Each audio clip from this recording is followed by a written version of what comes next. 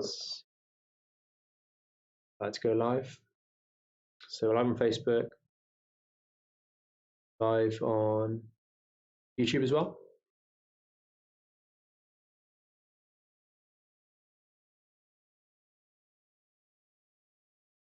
Okay. Instagram. Start any moment, guys. Yeah, we can start. Okay. Okay, guys, today's video is going to be on how to avoid lower back pain when you're running outdoors.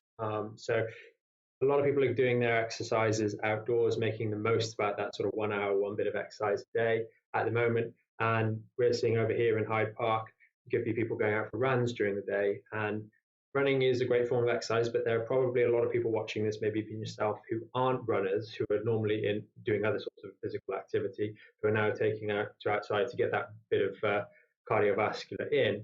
And if you're not careful, you're going to start to feel some of that stress and strain building up in your body, and that can give you a bit of trouble in the lower back. So it's really important to go about it in a sensible way. And in this video, I'm going to go through sort of why you might start getting a little bit of back pain and therefore how you can avoid those things, and then some sensible practices at the end of the video that you can employ to make sure that you are able to get that exercise in, able to make it productive, and able to make it enjoyable, but without getting any of the sort of the back pain that can start to become associated with that. So hopefully you find this video useful. And then at the end, again, it's your opportunity. If you've got any questions, then do please post those in the comments. And Laura's just behind the screen, so she'll be able to tell me any of those questions, and we'll do what we can.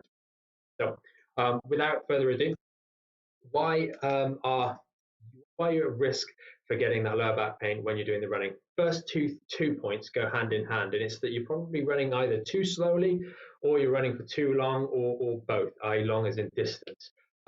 When you're running very, very slowly, there's a lot of up-down motion, a lot of impact that goes through the joints. And as we start to pace out and get a little bit faster, you'll notice that the impact starts to decrease, and instead of being an up and down motion, it's more of a wave-like motion. The impact lessens. And even if you try this yourself next time you go running, run a lot faster than you otherwise would for your run, and you notice it just feels a little bit more effortless. Yes, your muscles and your cardiovascular system having to work harder, but on the joints it feels a lot less impactful. So you'll notice, and if you use any of those extra bits of software to track your runs, things like Cadence, etc., you'll notice this as well. So the first one, running too slowly and running for longer distances.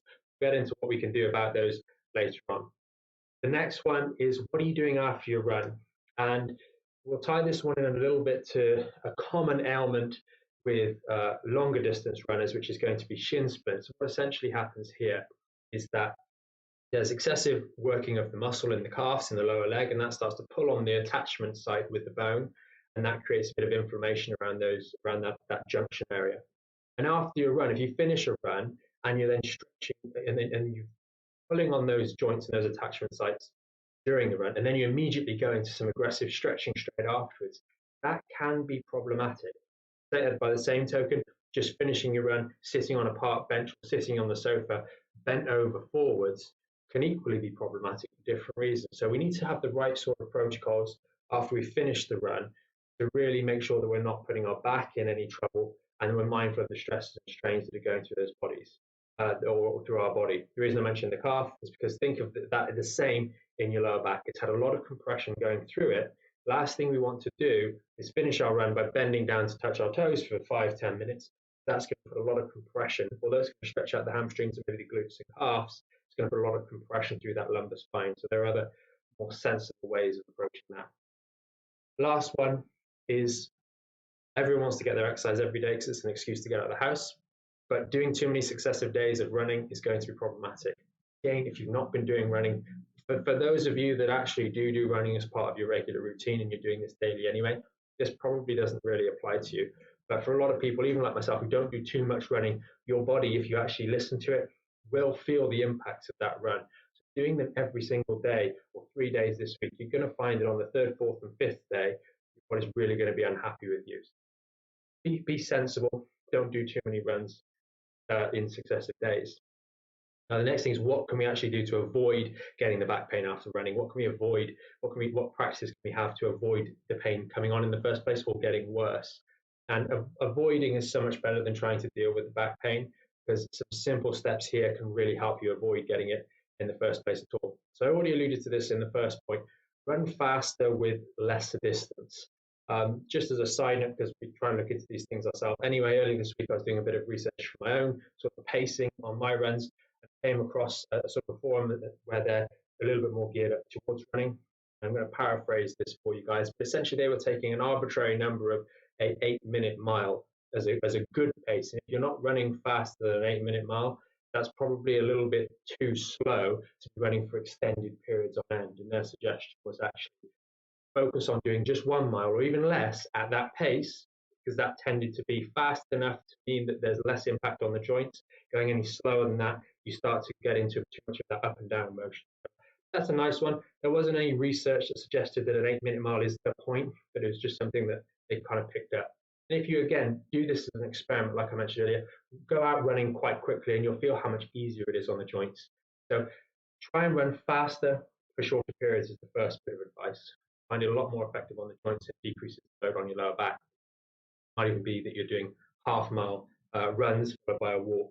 Potentially ease yourself into that so you can keep that pace up while you're actually running. Second one alludes to my last point, and that was too many successive days. Try alternating your runs. Now, if you're someone who's never run before and you want to avoid getting the back pain, then do a run on Monday, walk on Tuesday. A brisk walk has no impact. Keep that cardiovascular, especially if you walk for an extended period of time, and there's no impact. So you can keep working in between, and it's sort of active recovery, and you're getting in fresh air, etc. And maybe even you walk on Tuesday, Wednesday, and Thursday, and run again on Friday. The first week or so, you want to see how does your body respond to doing these things. So it might be that you have 3 days in between runs. It might be that you then build down to 2 days in between runs, or you alternate 1 day running, 1 day walking, 1 day running, 1 day walking. That can be a really good strategy, especially in the first week or so, to establish how does your body actually respond to run. Maybe that actually you just leave it until you feel fresh again the next day and you're not sore. That's also a sensible approach. So give your body time to recover, and using walking or brisk walking on those extra days can be helpful. Maybe even you've got some equipment at home and you can do a home workout that's more weight-based with kettlebells. And that'll help just give your lower back that rest from the impact. You have to bear in mind that your body, if you're not normally doing running, is not built, your lower back is not built and adapted to dealing with that repetitive strain and that impact through the lumbar spine. Therefore, you want to acknowledge that it's going to take time.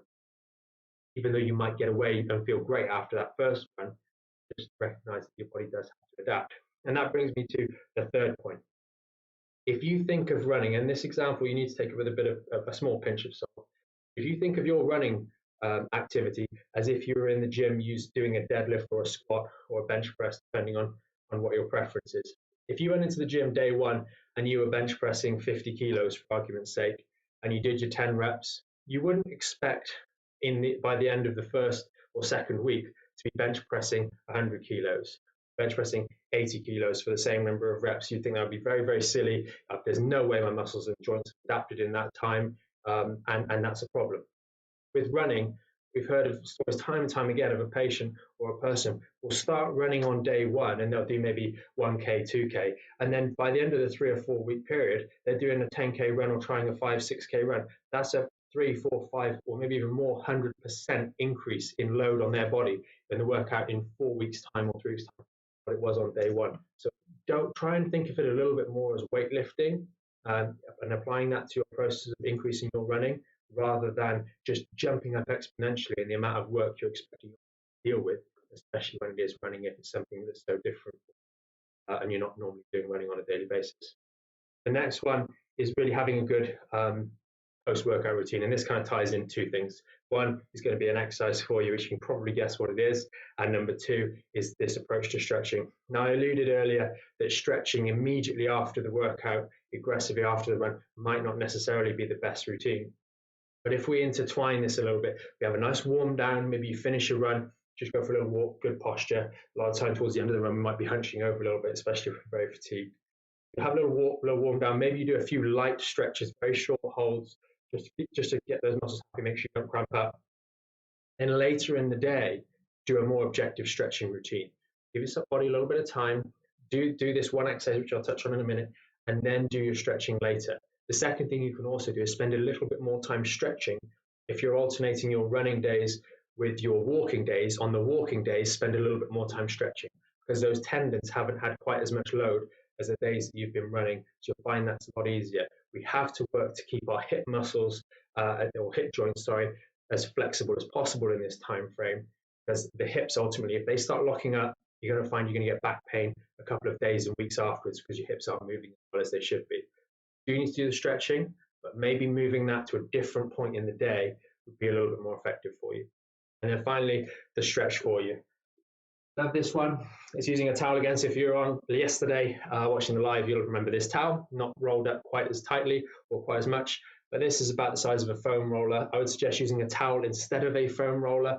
And essentially what we're doing here is placing it underneath the lower back.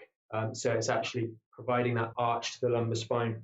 As we get towards the end of the run, you're going to be leaning forwards. There's a lot of compression through the discs, compression through those vertebrae. We want to try and avoid or take some load off those discs to really allow them to recover after the workout. So that's something you do immediately after. You've done your little warm down, walking, and maybe back to your house or wherever it may be if you've been out, and then get on that towel as soon as you get in. The last thing you want to do is, as I said earlier, slouch over, maybe watching TV or something like that. Get on the towel, 3 to 5 minutes, and then you can do your stretching later on in the day. So that's a really awesome one. Run through it one more time on the board, just so we've got a little overview of what's there, just so we don't forget. So how to avoid lower back pain after running outdoors. First thing we've got why are people getting it? So you're getting that pain in the lower back, or might get that pain in the lower back because you're running too slowly and you're running for too long. So we're going to cut the distance down and put the speed up. What's your post-run routine like? Are you sitting, slouching on a chair or on the sofa, or doing too much aggressive stretching? That's a problem as well. And then are you trying to run too many days on the trot, especially if you're a new person to running? That's one here doesn't really apply to you if you're a seasoned runner. This advice may be a little bit different. It's not so applicable for you if you are someone that's used to doing running for months or even years. But those that are definitely new to running, this really does apply. And then what are we going to do to actually avoid this? We're going to run faster with lower distance potentially. A typical one that works for me is I normally take an arbitrary 15 to 20 minutes, mostly 20 minutes. Try and keep that pace up the whole way through. So running at somewhere between 12 to 13 kilometers an hour, which is about 7.5 minutes miles.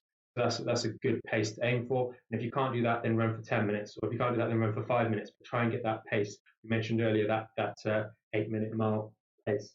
Then we want to alternate running and walking. We mentioned that. Maybe it might be 1 day on running, 1 day off walking, or it might be a few more days in between, maybe this week or next if you're just getting into this. So listen to your body, see when it's ready to get back into it. And then the last one down here was think of it like weights. So think of it like weights. Again, we don't want to be doing a 2K run this week, a 4K run next week, and a 10K run the week after. You are going to get trouble if you do that. If you did that with a bench press or a squat, you would end up underneath the bar with a really bad injury. So please try and treat it the same. It's better to be safe and slowly increase than it is to try and increase too quickly. And we often forget about, if any of you have done sport when you were growing up and then for a period, a lot of the way in which we use sport when we're younger, we build up the intensity and the duration of sporting activities, maybe from the age of 7, 8, 9, through to our latter teenage years, slowly over many years at a time when we're so adaptable. We expect our body to adapt to some new stress, i.e. running, in the course of 2, 3, 4 weeks or even a couple of months is really, really not going to be happening. We need to give the body a little bit more time to adapt to these things. Treating the running like you would a weight session in terms of progression is a really helpful way to do that. And then finally, after we've finished, immediately after you finish your run, you might do that little warm down, maybe walking back to your house or to your flat, and then we jump on the towel, roll that towel in the lower back. You find those 2 dimples at the base of the spine. You can check this one. It's called lumbar disc stretch. It's on our YouTube channel. Super easy way to do it. Find those 2 bony bits at the base of the lumbar spine, and it goes just above there. Lie on your back, 3, 4, 5 minutes, just relax completely. And then we're doing some stretching later on in the day, keeping those hips as mobile as possible, so some glutes, some hip flexors, some hamstrings in a safe and sensible way. Again, there's those sorts of exercises are on our YouTube channel. You can check those out if you have guidance for those in a safe way for your back. That's pretty much it. Have you got any questions? Okay. Is that on Facebook with Joe? You might join. Cool. When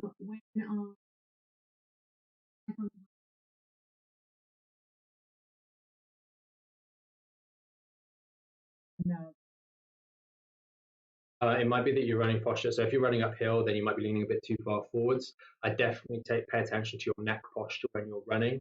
Um, Pay attention to the one we did yesterday. It's the way in which you're using your neck most likely. If your neck's going forwards as you're getting towards the end, try and open yourself up a little bit more.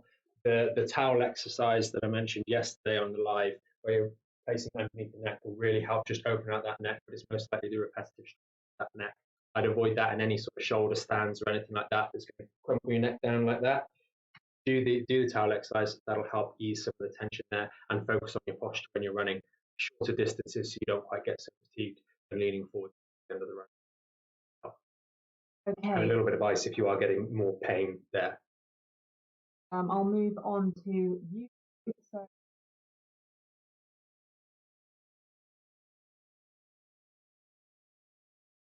I don't think that's a bad way. If that's within your capabilities, you might find that towards the end of those 1 minute runs, if you're doing, say, 10 lots of those, you might be able to run a little bit faster, which would be good. You just got to make sure that your technique remains good towards the end of that set, but that's a perfectly valid way of doing it. And you might progress that on to 2 minutes running, 1 minute's rest. Okay, yeah, Yep. Perfect. So on Instagram, Joe has asked, can we do another workout on days in between runs, e.g. strength training or HIIT? Yep. Yeah. Yeah, Okay. that'd be great. It's just, because it's the thing that really struggles, that really challenges a lot of people is the impact for running. So Joe mentioned earlier about his neck starting to give him trouble. It's because it's that happening repetitively. It's that repetitive stress going through the cervical spine or going through the lumbar spine and going through all those muscles and ligaments that are having to support it repetitively over again. A seemingly innocuous movement can start to become a problem when it's done repeatedly. So changing the routine up where you're doing something a bit more static by way of a gym workout at home or a home exercise workout with some weights or some bands would be a really good way to just change the way in which you're challenging your body. Great. And then M. Saleh 1431 has asked, why do I get lower back pain when sitting for it? And are there any So if you're getting back pain when you're sitting for 10 minutes, this is something a little bit new, then it might be related to the way in which you're changing your lifestyle right now. If we're for longer periods around the house, it might be there's some underlying issues in the back there. The best thing I would suggest for that to try and alleviate it is we've got our free membership site. There's probably a few simple lessons in there that will really, really help you. It's free to join. And then you've also got a little workout routine. I definitely try that if it's coming on after like 10 minutes, because these little routines will really, really help you. There's probably other things that you might be doing. You might be making some of these mistakes I mentioned with regards to running, but also it might be the sitting good. Maybe you're a little bit more inactive last week or so because of the down and those sort of things. So definitely go onto the free membership site, because that little exercise routine there will really help you, and maybe some of the additional lessons will be able to just speak out to you, and you might realize you're doing a few other things might be wrong. That if you cut those out, you'll do a lot better, a lot more. Okay, perfect. Also, another question, would you recommend warming up for a run to prevent pulling a muscle? Yeah, that'd be a good idea. Even if it's just a brisk walk over to the park, for example. I know for us, it's maybe about a 5-7 minute walk to the park, and then you can go for the run. So yes, definitely. I would avoid doing it's quite common that people do a lot of this bend down, touch your toes sort of thing. It's grounding and squashing the disc. I wouldn't do any of that, but just a little gentle walk to get the blood pumping wouldn't be a bad idea before you start the run. I have just pinned the website for the membership site on the comments, so www.backinshapeapp.com, and you can sign up for free. Yeah, that's a resource. It's free for everybody to use. It's got some useful lessons in there, especially if you are getting back pain. It may be unrelated to this. It's got some really good workouts that you can do that are simplistic, helps you understand back pain and why you might be getting it. And you'll see that the principles that I've mentioned in this video today will be sort of echoed in there as well. So keep those hips nice and mobile. Try and avoid those sitting down after the run, because you can round your lower back in the wrong way, and do other things like the towel exercise that I mentioned, really help open out those lumbar discs, take some pressure off that lumbar spine, so you're not getting that aching, throbbing feeling in the lower back. It really helps. And just one last question, can chiropractors help get rid of lower back pain completely, or physiotherapist? Yeah, so it kind of depends. You have to go and see a good person, but chiropractors, osteopaths, physios, our clinic, we all work to treat and help people with lower back. It's about finding a clinic or a practitioner or place that really gets the job done. That's one of the things that we do in our clinic. We have a very, very thorough approach, doing any necessary imaging for the patient. We've got awesome technology like the IDD, spinal decompression table. We've got the vibration therapy. We've got the laser therapy, which all work really, really well together to make sure that your back heals properly, and then feeding that in alongside that with the appropriate rehabilitation for your spine. So yeah, all those professions are designed. Some obviously do a more thorough job than others. But yeah, they're there to help you guys.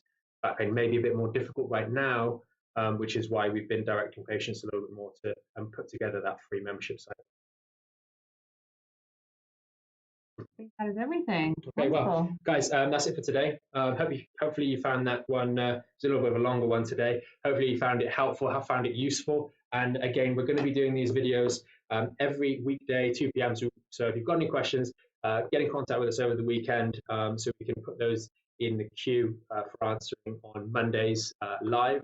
But hopefully it's been helpful. And again, if you do have any questions, then do comment below. And see you next time. Have a great weekend as well. Thanks, guys. Bye.